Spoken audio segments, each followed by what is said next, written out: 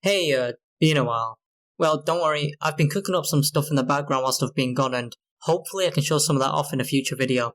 For now, anyway, I'm gonna sit down and showcase the GMTK game I developed named One Night as Freddy. Before I begin, however, I'd just like to preface that unlike this segment, the commentary is completely unscripted, so I may either sound like I'm an incredibly clever bloke, or like a train wreck. Right, well, on to the commentary. Hey, okay, so this is the commentary thing. Sorry if the audio sounds a bit weird. I'm currently in some sound studio and I've got a different mic. Screw all that for now, let's do the commentary. So, starting off with why I actually joined the jam. Well, it was late one night and I got a recommendation for the theme reveal. And I saw that a lot of time had already passed. So I only had one day and a few hours, I can't remember exactly. So I watched the video. Well, not watched, I skipped to the theme, roles reversed. And at first I was just disappointed since this seemed it seemed like a basic theme, right? Because you get people who would either make Snake but you're the fruit or Flappy Bird but you're the pipes. And I mean, obviously, looking at it now, I've basically just done the exact same thing. Five Nights at Freddy's but you're Freddy. So I mean, it is what it is, but still I thought the theme was kind of basic, but I decided I hadn't done a game jam ever. And now that I kind of had some know-how in Unity, which is the game engine I used, I decided, yeah, alright, I guess I'll do it now. So skip forward to the next day, I wake up, I go on, I make sure to have a good read of the rules. I had already at the time watched a few videos of people doing previous jams, so I already know how they kind of went and how the flow went. So start with trying to think of the idea, then you make the game, and after you make the game, you get stuck trying to upload it. I don't know, it almost felt like every single YouTuber had always had trouble uploading their game. Just kind of weird. Okay, so I started on paint.net, and at this point, there should be something on the screen. I did record most of the development, but I start off and I start thinking of ideas, and the first idea I had was like this game where you're a fish and you had to avoid fishing hooks, and the whole reversal thing was that instead of going fishing and catching a fish, you're playing as the fish trying to avoid getting captured. But then I felt like that was really basic, and I'm pretty sure Club Penguin had a game similar to that, so that went in the bin. But then I go on YouTube to, I think, just got some music on in the background. I watch a video and I get a recommendation for Five Nights at Freddy's video. I mean, it instantly ticked that, okay, I should do something Five Nights at Freddy's related, since I'm a big fan of the games, and I feel like I could get something done within the time. So then, I do the basics, I open Unity, and here we go. I'm in the nice, beautiful blank project, you know how it is. Got your directional light, your main camera, and I start off with some basic play movement. So, you get your walking, your running, standing still, your collisions, all that. And originally, I was going to have the basics like jumping and crouching, but I felt like that was kind of useless for this game. Next, I wanted to make the level, since I felt like that was a core thing to get done at the start for gameplay reasons, and I guess balancing. Now, I'm kind of sad to admit this, but the level's really unoptimized. It's made out of 10 million planes. I mean, it did help since I was able to make the level quick, but I do kind of feel like I should have maybe used or done something else. So after making the level, and adding all the tables, the stage, the curtains, stuff like that. At this point, because there's two versions of the game, there's the, I guess, could you say beta? Yeah, you can say beta. And full version. Maybe not full version, maybe just Game Jam finished version. There was no special props like the party hats or the wires, or even anything in the backstage room. It was just tables, and I think a few shelves, which were just made out of cubes. So after I'd finally finished the full map and everything was there, I had to do the most daunting task, which was, making the guard's AI. And there was a few iterations that I went through. Firstly, it was just really bad. Just imagine a million if statements saying, if Freddy here, then check that camera. And yeah, it was just really bad. The second iteration, I'd actually, thought of what I wanted the guard's AI to be. So I came up with the idea of two states, which is the office state and the camera state. The office state, for those who don't know how normal Five Nights at Freddy's works, the guard would check both lights, and if the player was in any of those lights, he would then close the door until you left. And this mirrors how it exactly is in the original game. The camera state works a bit differently than the original game, since instead the guard would check each camera randomly, and then after I think like 3 cameras, it would then increase the chance that he would switch to the office state. So, he could check 4 cameras and then instantly go to the office state, or he could check 4 cameras, then check another 3 before rolling the right dice to be able to go back to the office state. And then during the office state, it's the same kind of method. He rolls a dice, or I guess more like coin flip. Flips a coin after he checks both lights, and if he gets heads, then he checks both lights again, and if he gets tails, then he goes back to the camera state. Now, the main thing that I wanted to do to help, make this game feel different than others, since this isn't the first time this sort of game has been made, you playing as Freddy. And most of them is just, using the camera animations from the original game, and then you having to wait a certain, period of time before moving to a camera. And the thing that felt weird about this is that once you actually wanted to get to the office, then it was just a coin flip. It's just, you kill the guard. Yes, no. You just flip a coin. Oh, you got heads. Kill him. You didn't really feel like how you would feel as one of the animatronics. So, how I decided to do it was the panic system, which, is like the panic level at the top. Was that panic 0, the guard's completely calm. He knows what's going on. And he's, he knows where you are most times. And he usually, when you get near the office, he'll know you're there. But then, as the panic increases, he gets more erratic, he gets more, he starts making mistakes, oh, he didn't hear you until you got really close to the door, so you just barely missed getting killed. Or he's checking the cameras quicker and quicker, so, he's not able to see you. It kind of mirrors what happens in the game, since once you get to, 30%, then the doors no longer close automatically, since before then, even, if he's on the camera, he'll close the door. This is just to make it fair on the guard. For the first time, since the cameras move really slow, the lower the panic is. And this is just to make it easier for players who are starting off to be able to actually up his panic by finding the cameras, since the distractions only happen every 2 minutes. I'll talk about the distractions later, but I just want to talk a bit more about the guard's AI, since, as it increases, he starts checking the cameras less and starts checking the lights more.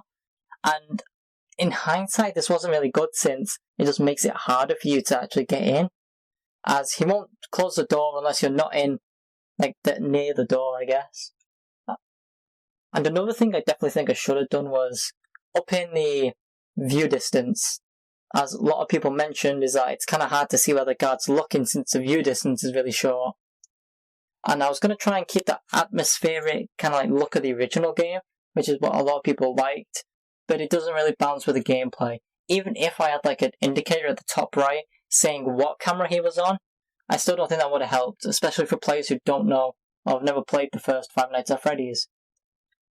So now, the kind of method to beat the game, for those who maybe are unable to beat it, I don't think it's too hard. I do think it's more just random. It's up to chance. But the main method to beat the game that I've done, I kind of hope there's another fun way, or even a few glitches. I'd love to see some of them. I love watching speedruns. So, if you have a speedrun, maybe post it in the itch.io comments, and I might put a little leaderboard in the description. But anyway, back on track. So, the way to beat the game is you start off by walking around and try and find the yellow lights, which is what camera he's looking at. And when you do that, it'll up his panic, and you want to try and just get that to above 30%, because then the doors don't close on their own, and then you're able to actually kill him. The distractions are mostly there to fill in the time between going to each camera, and also whilst he's in the office state, since it is often that he spends a lot of time in the office, but they also force him into going into different states. So I believe the kitchen forces him into the light state, the office state, and both the Foxy one and the music one force him into the camera state.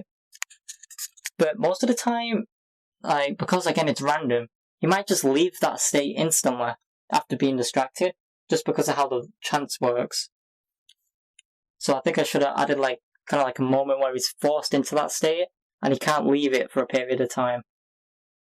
That also comes up with the question what if you do a distraction and then bolt it to the office? So, I don't know, I might have to come up with a different system since I'm kind of interested in making a full version of this game. I don't know. Maybe leave in the comments some ideas, or if you just want to see it at all. Right, back on track to actually beating the game.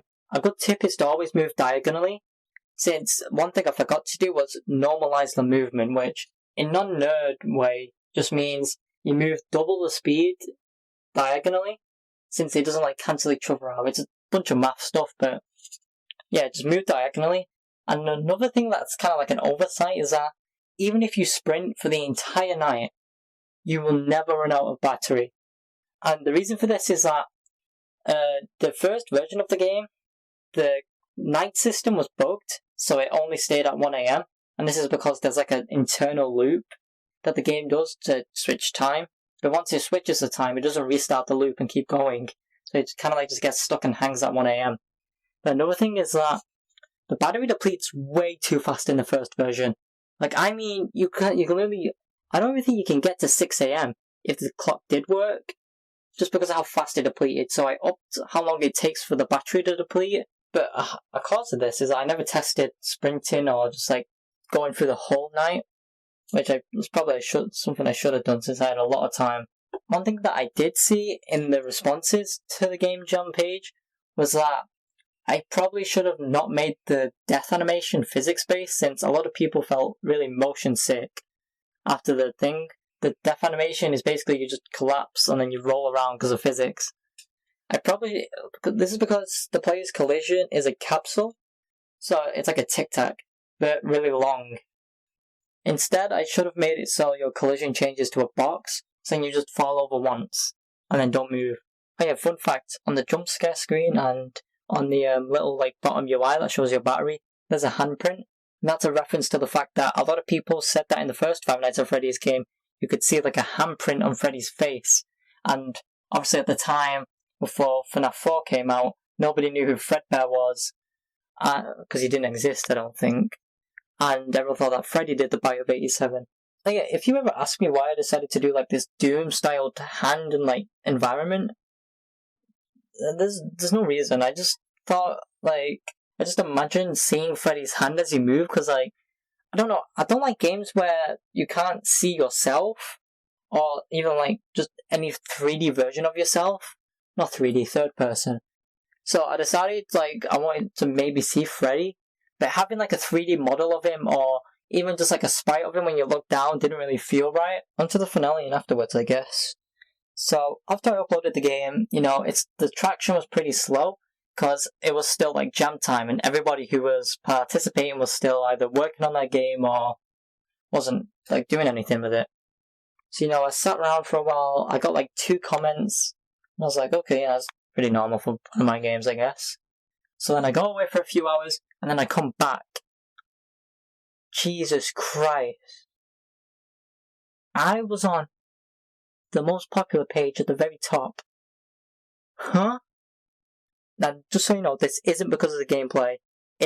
I'm pretty confident that it's just the fact that it's a Five Nights at Freddy's fan game, right? I think just the fact that it's a FNAF fan game is really the reason why it's at the very top. I think that's really pushing it. The gameplay itself sucks. As many people have said in the responses, it's just a walking simulator. You just hold shift and W and just walk around for the whole game. So for afterwards, I'm kind of interested in making this a full game.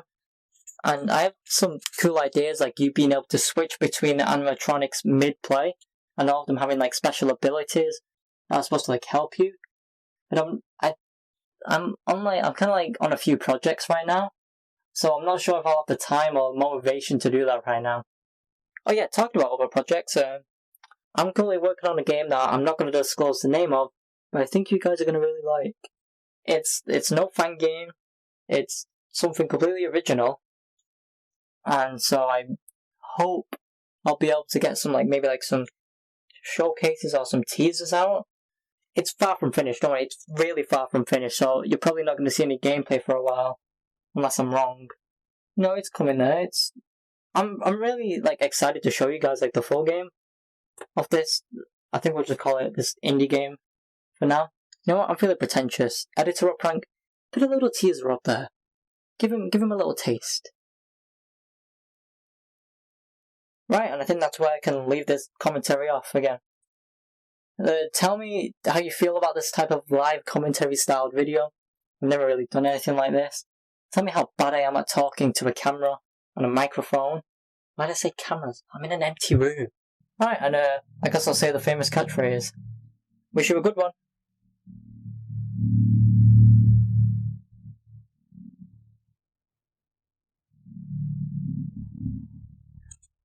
The fucking helicopter outside?